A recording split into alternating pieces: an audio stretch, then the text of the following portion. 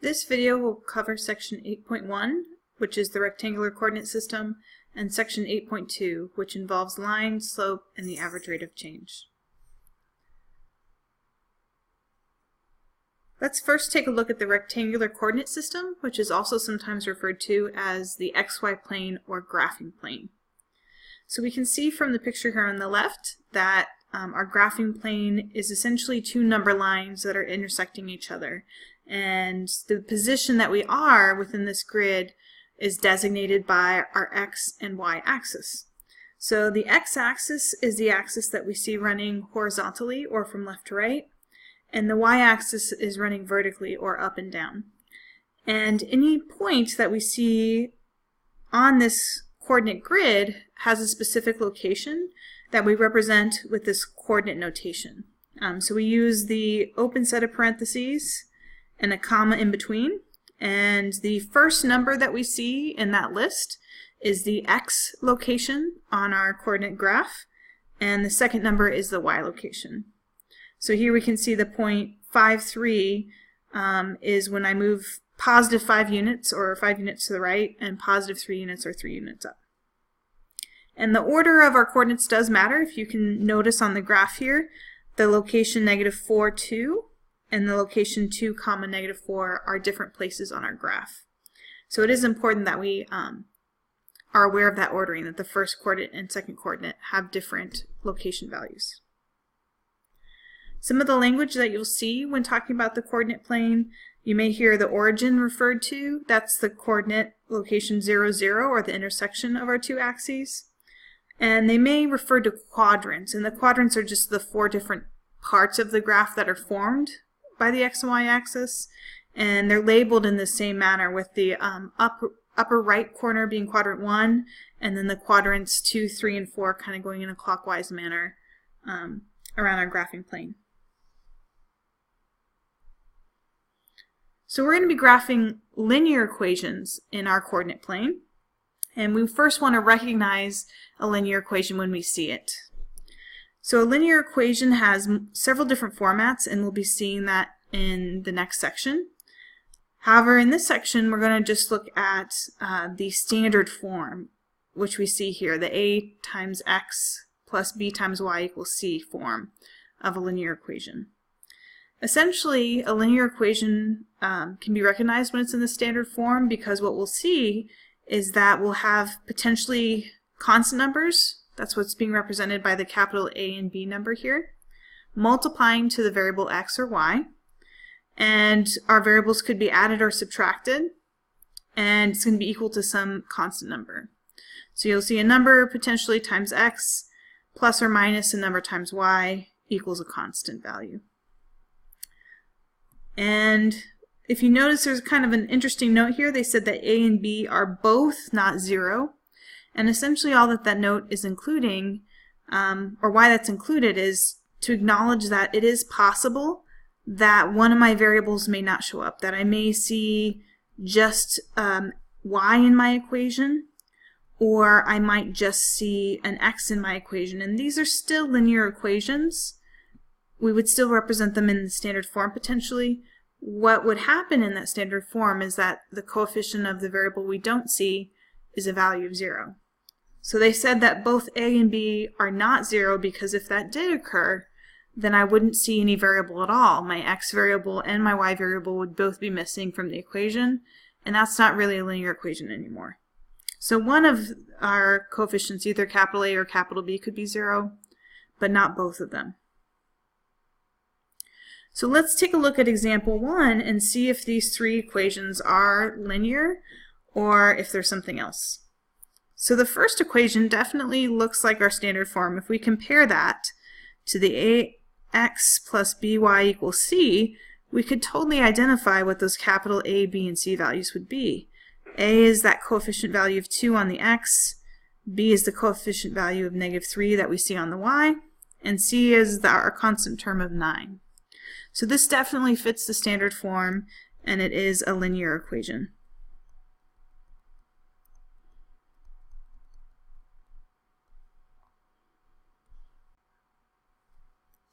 Now let's take a look at example B. Example B doesn't quite look like our last example, in particular because of this first term, the 3 divided by x. And so that might give us some hesitance in thinking that this is a linear equation. And in fact, it's not. This is not a linear equation. But we want some more evidence as to why it's not a linear equation. So that division piece is part of it, that we are going to have our constant number multiplying by our variable and not dividing. But it is possible that sometimes your linear equation has been manipulated and we see division, but when we rearrange our equation it becomes linear. So one thing that I could do to try and see if this is the case where my equation just got manipulated but it still is linear is I could try and rearrange this by multiplying my x to both sides of my equation. Now when I do that, on this left hand side we have 2 terms, so we will need to distribute the x. So I have 3 over x that's going to get multiplied by another value of x as well with the y value that we see. And the right hand side will just be 9 times x. And what ends up occurring is the x will cancel out from the denominator, leaving just a 3. I have x multiplying by y for the second term, so I can write that as yx or x times y, it's the same thing. And the right hand side is 9x. So I got it out of that division format, but there's still an issue in that we see the 2 variables x and y multiplying. So that's not a linear behavior. Our linear behavior, we could have a constant term multiplying by a variable, but not 2 variables multiplying by each other. So we had that first hint when we saw division by x that this wasn't linear, that it didn't fit the standard form. And when we tried to do some manipulation by multiplying by our denominator value x, it still wasn't linear since we had x times y there. So this is definitely not a linear equation because even when we try and rearrange it, it can't fit that standard form that we were trying to achieve. Now example C also looks different from our standard form, but this is indeed a linear equation, and I can prove that by manipulating it and identifying my values a, b, and c from that standard form. So if I want it to fit the standard form, I want to identify what those a, b's, and c's would be to get this same equation, x equals 9. So I don't see a number in front of x, but there technically is a value there. It's a hidden coefficient of 1. I also don't see a y variable, and that could be represented as having a coefficient of 0 on it. That 0 times y would be 0, and we don't usually show that 0 there. And then our constant term is that value of 9. So if a is 1, b is 0, and c is 9, that would still generate the same equation, x equals 9. So this does fit that standard form, and it is a linear equation. So that's the general rule of thumb, is if you can get your equation to look like one of your formats for a linear equation that you're familiar with, either the standard form or perhaps you've seen the y equals mx plus b slope-intercept form, if you can get it to look like one of those traditional formats, then you know that it's a linear equation.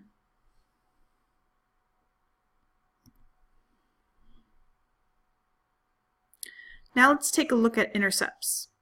So intercepts, there's 2 kinds. There's x-intercepts, which are any points on our line that cross the x-axis, and y-intercepts, which are any points on the line that cross the y-axis. And these are important values for us. These are typically values that we look for on our line. And they also happen to be values that can be very easy to find if you don't know any points on your graph and you need to generate some points and graph your line. So we'll talk on our next example here how to find the x and y intercepts. But let's talk about general graphing for now. So if I have an equation, like they gave us in example 2 here, I have the equation 4x minus y equals 2, and I want to graph my line. There's a bunch of ways that we can do that. The most kind of general way of graphing anything, even not just a linear equation, but any equation, is I can make myself a table of points. And that's what we see here with our xy table. And so you can always do that. You could pick particular values of x or maybe particular values of y. plug them into your equation, and get the other value of your coordinate. And those represents points that we can use to graph our line. So I'll be filling in my table as we go here, solving the x and y intercepts, but just keep in mind that's a very general way that you can also graph a linear equation, is to make that xy table. So example 2 asks us to find the x and y intercepts of our equation 4x minus y equals 2, and then graph that equation. So taking each of these intercepts one at a time, my x-intercept has a very specific place on the graph. Those are going to be places where my line is going to cross the x-axis. And to do that, my y value has to be 0. That's because any point on that x-axis doesn't have any movement up or down. So the height of it, so to speak, the y-coordinate is 0. So that's the trick to find your x-intercept of an equation, is you're going to replace y with a value of 0 and then solve for the x value. So taking our equation, 4x minus y equals 2, I'm going to replace the y with that value of 0. And what we can see is it creates some very nice math for us, that essentially that 0 gets rid of our y entirely, almost as if it wasn't even there in our equation. I'm left with 4x equals 2, and then we can solve very easily for x. So I get x is 1/2. So the x-intercept point would be at an x value of 1/2 and a y value of 0. And I could also think of that as a point in my xy table. Now let's find the y-intercept. So the y-intercept, similarly to the x-intercept, has a very specific x location, that a y-intercept is the point on my line that crosses the y-axis, and to do that my x must be 0. So that's the trick to find a y-intercept, is you let your x value equal 0 and then solve for the y value. So taking our equation like we did earlier, 4x minus y equals 2, this time x gets to take on that value of 0. And what ends up happening is I get 4 times 0, which is 0. And so it's almost like my 4x term completely disappeared because of that x value of 0 that we replaced. And so the math works very nicely to solve for y. I just need to divide out my negative value in front of the y, and I get that y is -2. So the y-intercept would be at 0, -2. So my x-intercept and y-intercept, those were fairly straightforward points to find because our math worked very nicely. And that's part of the reason why we may want to use the x-intercept and y-intercept as points on our graph, because they just tend to be points that we can generate or find very easily. Now, one thing to notice too, a nice trick in remembering, if you're asked to find the intercepts, how you find them, because it's a very similar process. We're replacing one of our variables for 0, and I might forget which one's which.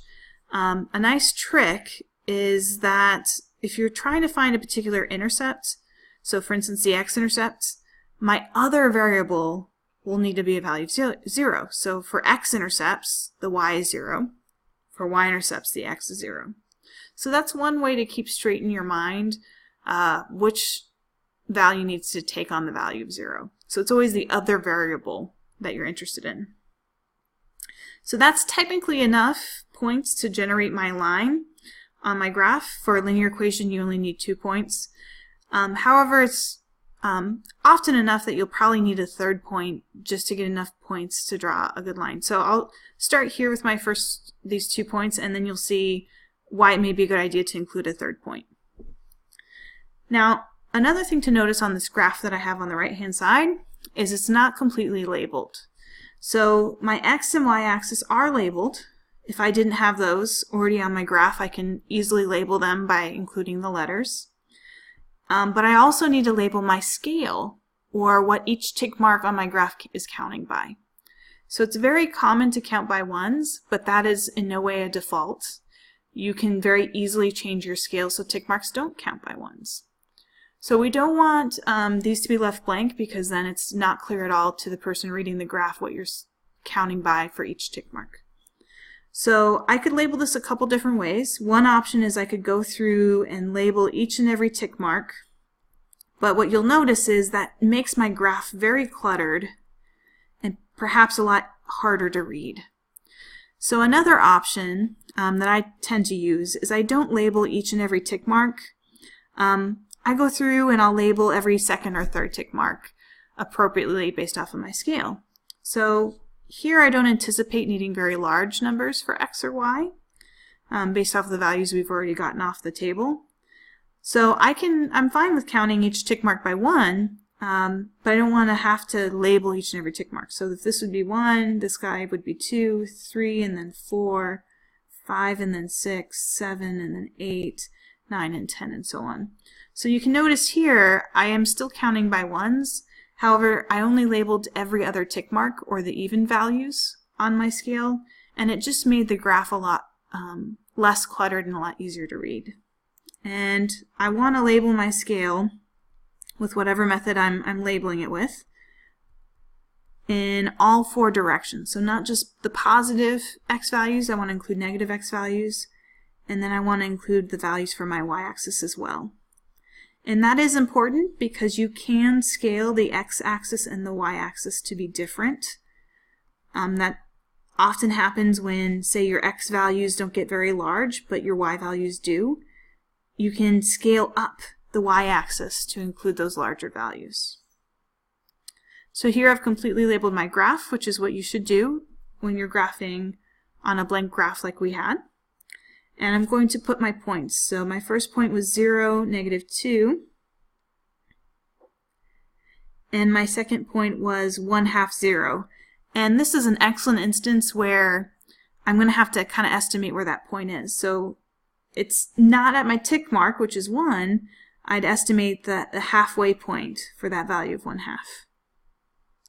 So although I do have 2 points, and I could use a ruler and draw a straight line, the problem is that these points are very, very close to each other, and that means that it's very easy for me to incorrectly draw my line even with a ruler, because if I was off just a little bit on one of those points, it's going to make a huge difference. So in an instance like that, when your points are very close to each other on your graph, it's helpful to get some additional points to make a more accurate line. So that's what I'm going to do here, and also model how you could use your table to generate points on your graph. So here I want to pick a particular X value, and let me try an X value of 3, something that I think will help me in drawing a better line. So since I already kind of have some points close to 0, I want one that isn't so close to 0 to help me get some more points. So how would I do that?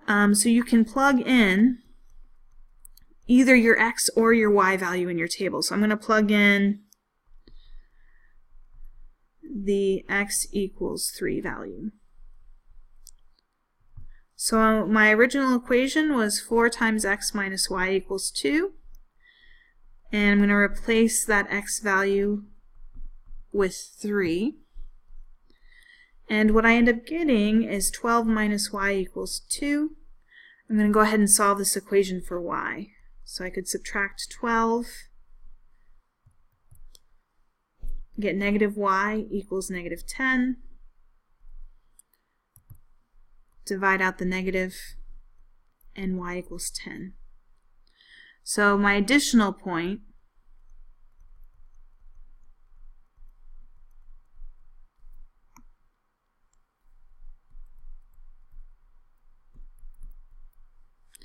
is at 310.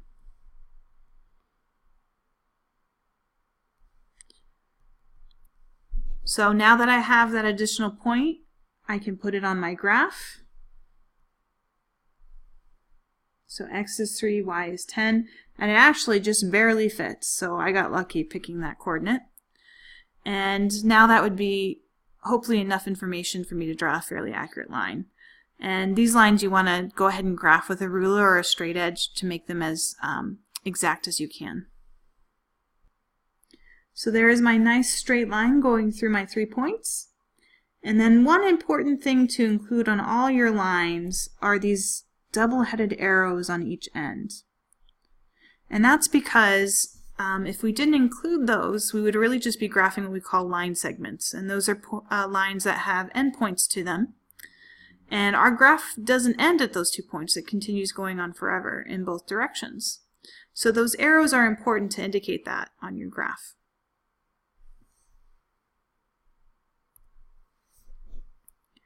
Looking at our next example, again, we'll look at our x and y intercepts and graph our lines. This time we can see that our lines are definitely different from what we just saw because I see just my y value or just my x value. We don't see both x and y. So these are going to be interesting lines on their graph because of that. And also I kind of consider special cases of lines that once you know what to expect, they're actually not that complicated to graph, but if I wasn't aware of what they were, then it would look a little strange. So let's say I took my approach in finding the x and y intercepts on both of these. So the x-intercept, remember, is when x equals 0. Oops, sorry, y equals 0. And the y-intercept is when x equals 0. So for the x-intercept, I can replace my y value in my equation with 0, but what ends up happening is I don't have a variable anymore. I get 0 equals 3, which is a false equality. And so that's an indicator that x-intercept's not going to exist. There's no x-intercept because of that false equality that we got.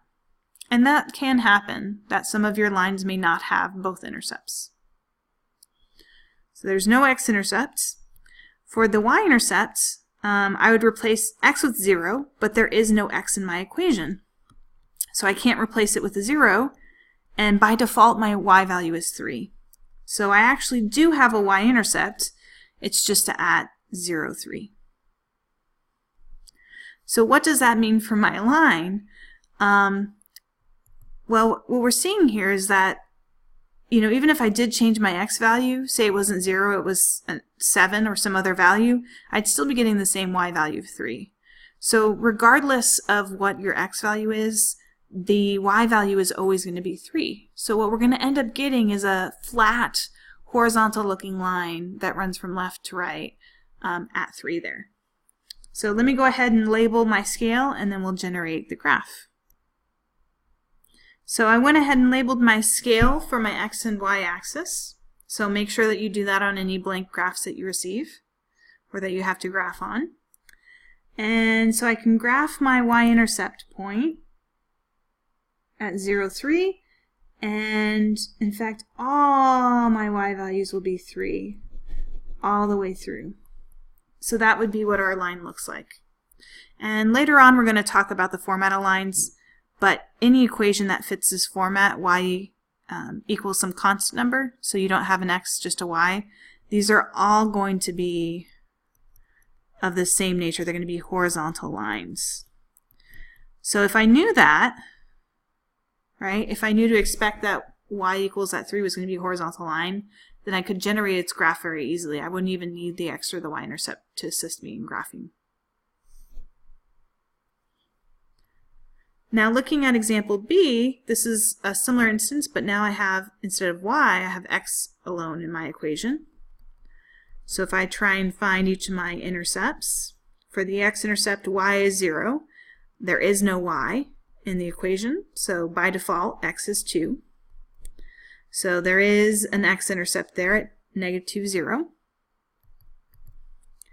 And the y-intercept occurs when x equals 0. If I replace x with 0 in my equation, I get that false equality again. And so that's indicating that there's no y-intercept. So what does that look like or mean for us then? Well, what that means is that, again, we're having one of those straight lines that I could pick any value of y, not just 0. I could pick -3, and that won't change my x value. The x is always going to be -2. So all of my points have that same x value at -2.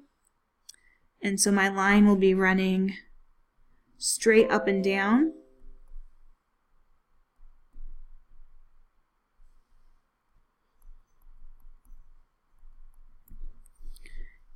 And all equations that have the same format, x equals a constant number, those will all be vertical equations, or vertical lines.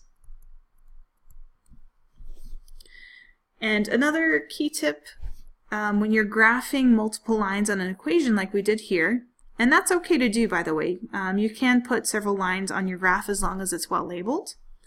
And what I mean by well labeled is you have your equation written next to your line, or some way to notate which line is which.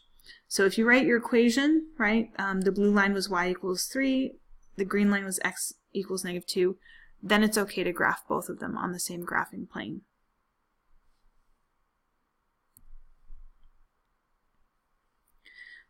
Now let's talk about slope. So the slope is the measure of the steepness of a line.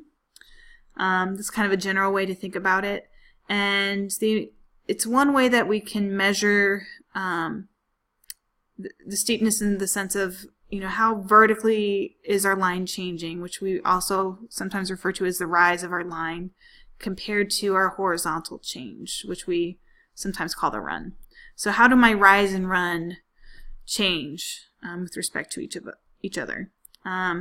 So that's one of the three ways we typically think of the slope of a line. So rise divided by the run in your line.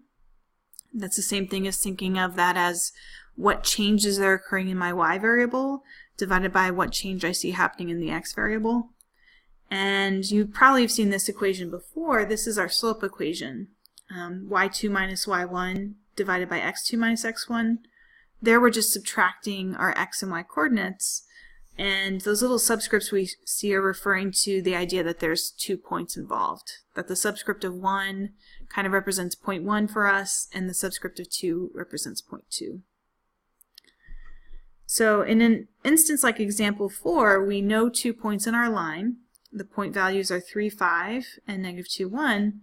If we want to calculate the slope, the easiest of our three definitions in this case is that slope equation. The y2 minus y1 divided by x2 minus x1. And whatever point we think of or label as the first or second point actually doesn't matter. If I wanted to, I could think of, the x2, or x1 as being the -2, and the y1 being the 1 point. And then our coordinates with the subscript of 2 as being the 3, 5. It doesn't matter how you choose to label those there. The key thing is that if I call this value of 3 the x2, then the y coordinate that goes with that, the 5, has to also have the same subscript of 2. So that's the idea, is that I'm kind of thinking of my first point as being this -2, 1, and the second point as being 3, 5. But you could just as easily change those labels, and it wouldn't affect the answer that you get for your slope. Once you simplify it down to the final answer, you get the same slope, regardless of how you picked your points. So let's go ahead and replace those point values. So I said y2 was 5, y1 was 1, x2 was 3, and x1 was a -2. So this is an excellent case of where you have to watch your signs. So I'm subtracting a -2. When I do that double subtraction, or minus a negative, that's going to actually turn into addition. So this is actually 3 plus 2, or 5, in our denominator. So my overall slope would be 4/5.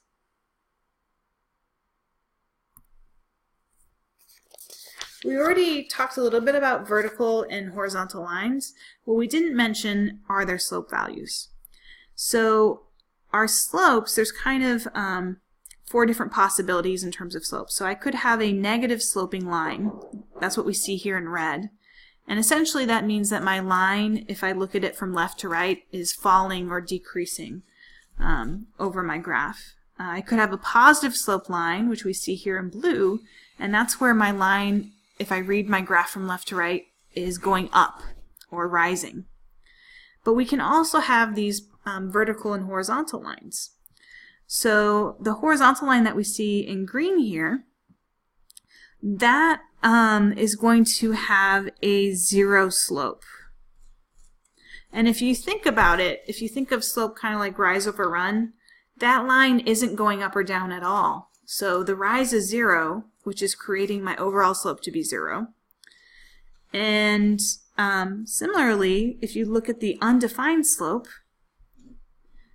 the one that is our vertical line, that's occurring because my movement left and right, the run, is 0. And so if I think of that as a division, my denominator would be 0, and I can't divide by 0 there. So that's why we think of this as an undefined slope. So it may be helpful to kind of remember those two bits of information, that when you have a vertically running line, it has an undefined slope, and horizontal lines have a slope of 0.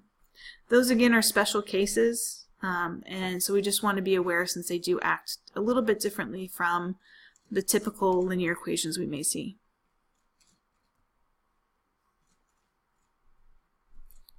Now in example 5, we want to graph our line knowing the slope, which is -2/3, and then it passes through the point -1, 1.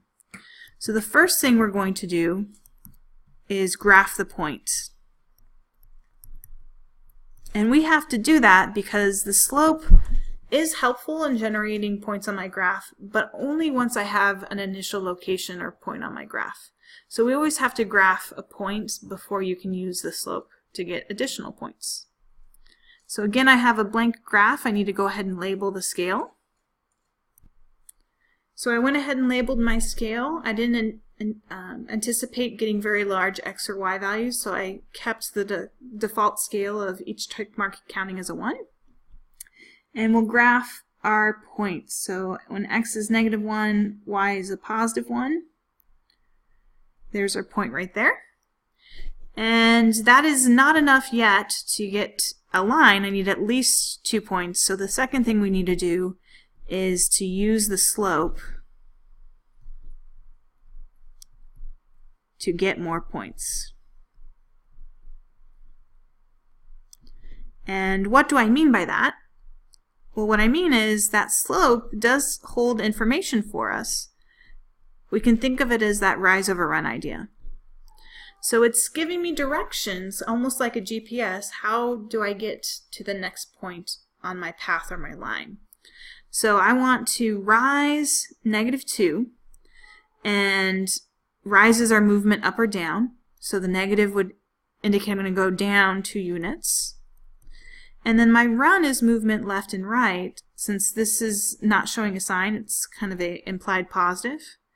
And the positive direction is to the right, 3 units. So I'm going to start at my point that I already graphed and go down 2 units and then 3 units to the right. And once I've done those 2 things, those 2 movements, I am now generating another point in my line. And I can continue doing that rise run as many times as I want to and get as many points on my line that I desire. And if you struggle with drawing straight lines, which I'll admit for myself is a challenge to draw perfectly straight lines, it may be helpful to get as many points on your graph as you can fit. So although I already have 4 points, they're kind of only covering the right hand side of my graph. I want to get some points on the left side. So I can do that. The trick is to move the sign in your slope fraction to the other part of your fraction. So right now it was in the numerator. I can change the sign and move it to the denominator. So I've essentially kind of negated or changed both signs on the numerator and denominator of the fraction, and that'll get you more points on your line. So now I'm going to travel +2 on my rise, which is up 2 units, and a -3 in my run, which is movement to the left, 3 units. So from my point I can go up 2, left 3, and that should make sense. We can see that that's still following kind of the same general line that I had before. We're just getting more points on the left side. And once I feel happy with all the points I've already put on my line,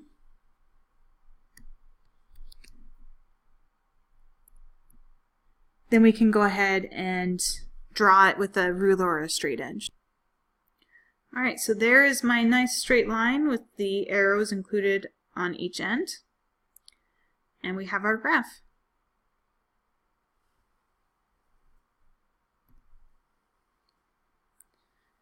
Now let's talk about parallel and perpendicular lines. So two non-vertical lines that have the same slope are considered parallel lines, as well as two vertical lines. So what do they mean by this? So lines that have the same slope are essentially going the same direction. So if I have two slopes, or two lines with the same slopes, they're traveling the same direction, or at the same steepness, those are what we think of as parallel lines. So the common analogy is a set of train tracks. So you see these train tracks that run the same direction the whole time. They don't ever cross each other or intersect each other. That's the key thing that makes something parallel. So that's an important fact for us, that if lines are parallel, they do have that same slope value, which is true for vertical lines. Our vertical lines have that undefined slope.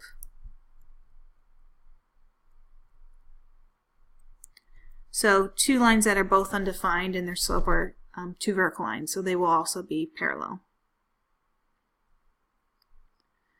Perpendicular lines, now those are lines that do cross each other, and they cross each other in a very particular way. They cross each other at a perfect right angle. And so those are kind of another special instance. So having them not cross at all and be parallel, or cross perfectly at that right 90-degree angle, are two very special things. So those perpendicular lines, how I can know that my lines are perpendicular is again by examining their slopes. And their slopes are going to be negative reciprocals of each other, which is equivalent to saying that their product, or the result of multiplying the two slopes, is a -1. So what do I mean by negative reciprocals? So say the slope of one of my lines was 1/3. The negative reciprocal would mean I change or negate the sign. It was originally positive, so now it would be negative. And I reciprocate or flip my fraction. So flipping 1 divided by 3 becomes 3/1. And so if I saw two lines, one had a slope of 1/3 and another had a slope of -3, I would know that because those are negative reciprocals, those lines must be perpendicular to each other.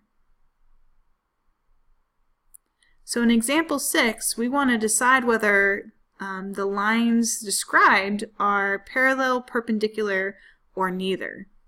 So it is possible that these may not be those two special cases, either parallel or perpendicular lines. And what do I know about my two lines? Well, this line L1 has the points -4, 7, and 2, -9 on him. And my line L2 has the points -6, 8, and 10, 14. And so in the current information, we don't know enough to tell whether these are parallel or perpendicular lines.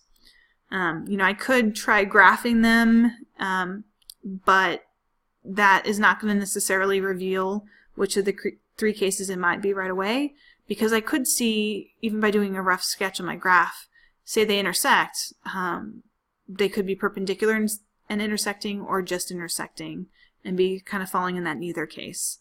So just doing a graph really isn't going to be the best way to determine the type of lines. We really have to look at their slopes. So I want to go ahead and get the slope for these two lines, and because I have points given, kind of the best way to get those slope values is with our slope equation. So I'm going to use my slope equation for both of these to calculate my slope. And when you are using an equation like your slope equation, a good habit to get into is always writing down your blank formula before you input numbers, just to make it really clear to the reader why those operations occurred, that you were using a formula. And it helps us cut down on mistakes too. So here, it doesn't matter how I label it. I just need to choose which point will be considered my first or second point. And then we'll plug in those values to our equation.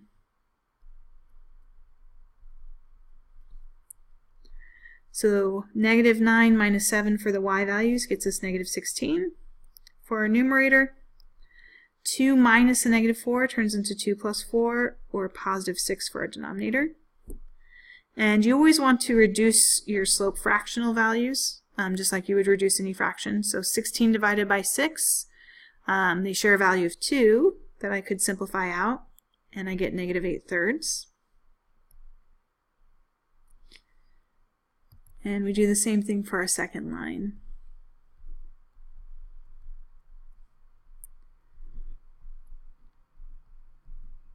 So 14 minus 8 for the difference in the y coordinates. The difference in the x coordinates would be 10 minus a negative 6. So I'll end up getting 6 divided by 16, which also reduces to 3/8. So I can tell right away these aren't the same slope, so they're not parallel lines for sure. And they do kind of look like reciprocals, because we see the fractions being flipped, and we'd also want to check that they're negative reciprocals. So they have to be opposite in sign. So I see one of them is negative, the other is positive.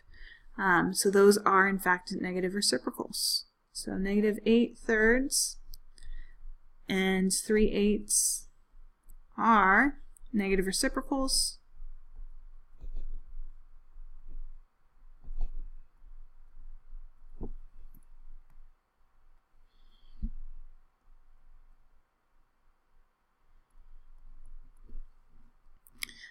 So those lines are perpendicular. So L1 and L2 are perpendicular.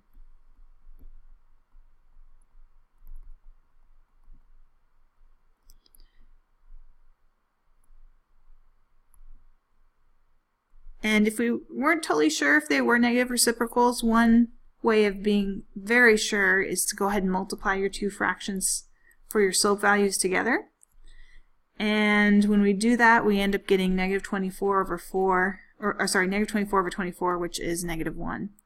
And that's another way that you can know that you have perpendicular lines, is the slopes multiply to a negative 1.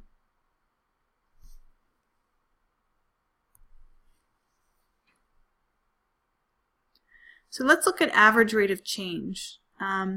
So our slope for a line, that's the ratio or comparison between the change in our y values and the change in our x values. And we can extend this idea of slope into many real-life situations as this average rate of change.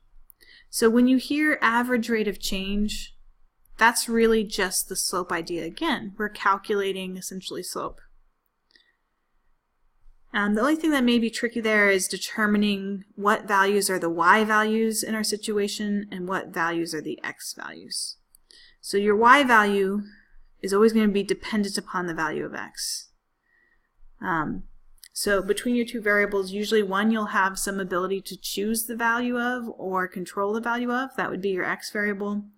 And then the value that is going to change depending upon that known input, that's going to be your y value. So for instance, in example 7, it says if a computer is worth $2,000 in the year 2004 and only $800 in the year 2007, find the average rate of change in the value of the computer over the 3 years. So I know I want to calculate slope there because they said the average rate of change. And we know all the ways to find slope. We have the slope formula, we have rise over run, change in y divided by change in x. The tricky part here is knowing which variable is the x and which variable is the y. So if you think about it, I'm really comparing two things. I'm comparing the year that I am looking at the value of the computer and the actual value that it's worth. So between those two quantities, one of them I can very much have some control over what the value will be, or knowing what that value will be. And for us, that's the year. I can know what year I want to assess the value of our computer. What I don't have as much control over is the actual value of what it's worth. And the year will impact the value, Right? If you have a very old computer, it's not going to be worth as much as a newer computer. So the year is going to be that x, or input value for us, and the dependent variable or output value is y. So that's going to help me rearrange these values as coordinates. So in the year 2004, the value was $2,000. So there I paired together the year, that's the x, 2004, with the value in that year, which was 2000. And then we can do the same thing for 2007 with the value of 800. So now that I've written them as coordinates, we can very easily calculate them in our slope equation.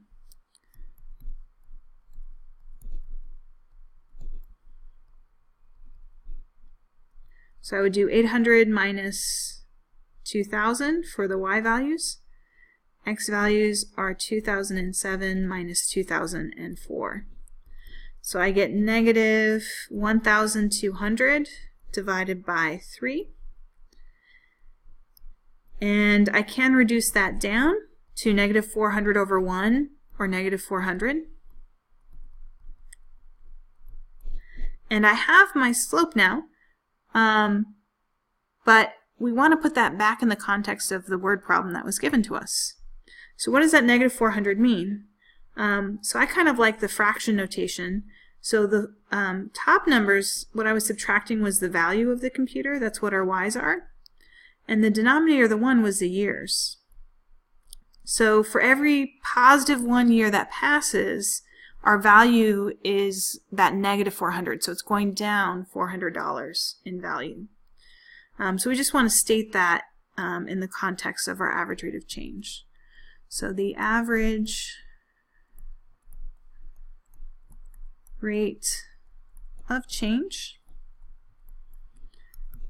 is negative $400 per year.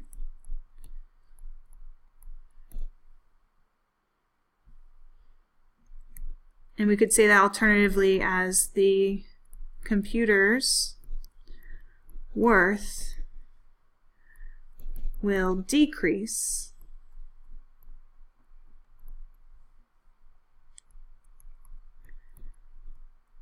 $400 every year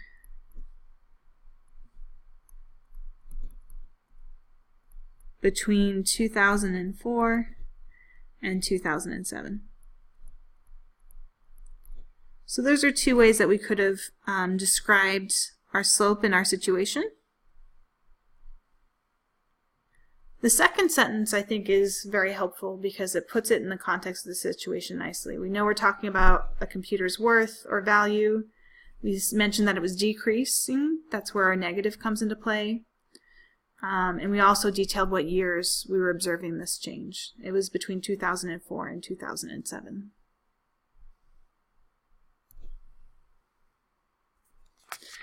All right, let's look at some other average rate of change. So here we have graphs this time, and we want to find and interpret our average rate of change from our graphs. So here we don't have a word problem, but we do have situations that we have to unpack. So in our graph that we see under example A, we can see that the X values represent months. We have 0 through 4 months. And our Y values are the values for amount saved in dollars. So we probably have like a savings account or something of that nature where someone's saving every month. So my rate of change, I can again calculate it either as rise over run, the change in y divided by change in x, or our slope formula. And of those three options, I kind of like the rise over run definition for the graph that we have here. And that's because I can pretty easily count from one point to the next on my graph and see what that rise and run values would be. If it was a lot harder to count the rise and the run, then that's when I'd probably use the slope equation and just pull some points off my graph and calculate them in the slope equation. So here I want to calculate rise and run, and if I took the first 2 points, I run into some difficulties. I can't quite exactly know what the rise would be, because it's not falling on the tick mark of 100. So rather than using those 2 points, I'm actually going to use points that I know exactly the values of that are on the tick marks of our graph. So the 0.00 would work well, and the 0.2100 would work well. So if I count my rise and my run, I am rising or going up 100 units. This is dollars actually. And then my run is 2 units to the right, which represents 2 months here.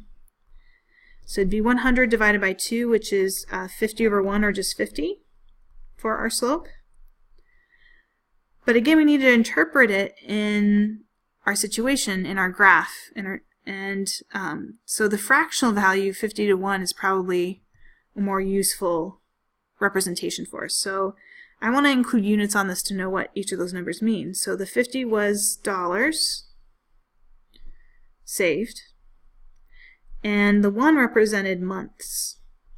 So what I'm seeing here is a positive 50 increase in the dollars that I save for every 1 month that passes. So we'll write that in a sentence. The amount of money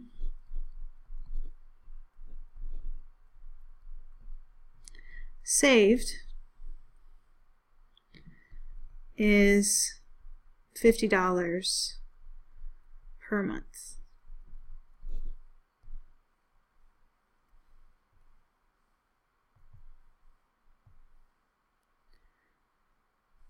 Now in example B, we have a different setup here. We have years again, starting from, it looks like 2006, 2007, all the way through 2012 for our X values, and the Y values represent customers in millions. And they have this little notation here on our graph between 0 and 50 that we call a graph break. And what that means is there's nothing interesting happening between 0 and 50, and so they've essentially kind of scrunched all those numbers so that the first tick mark would be a 50, and then it would just count by 5s. So that can happen if there's not anything interesting happening with those low values and you want to get to a larger value on your scale. You can use that graph break notation. Now I could do rise and run again, but it'd be very hard to count the rise and run. I would say harder because these aren't both tick marks on my graph. So the value at 2012 isn't exactly on a tick mark. So because of that, I'm going to use the slope equation instead.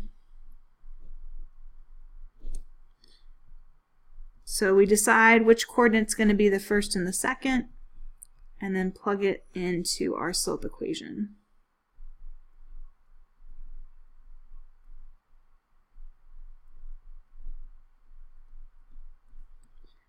So the difference in our Y values is a -9, and the difference in the X values is 6. And we can reduce that a little bit to -3 over 2.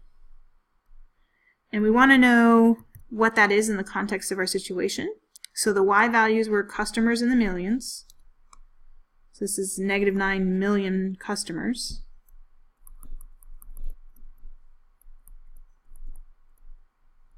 And the 6 value represented years. And so I could use the 9 and 6 or the reduced value of 3 and 2.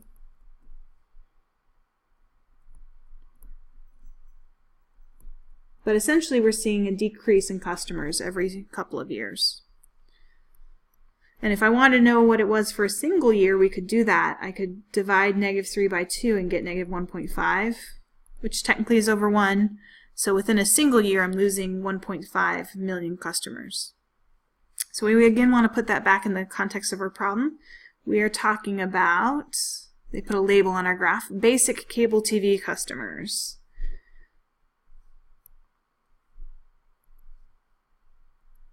So I would say basic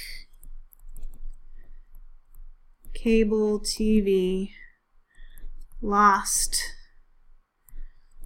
3 million customers every 2 years between 2006 and 2012. So that was one way that I could explain what my average rate of change was. Or we could do the 1.5 years, so, or 1.5 million per year. Basic cable TV lost 1.5 million customers per year.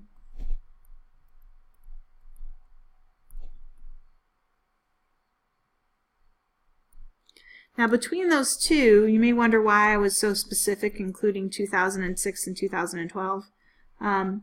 Why you would maybe want to include that information is because our graph isn't complete.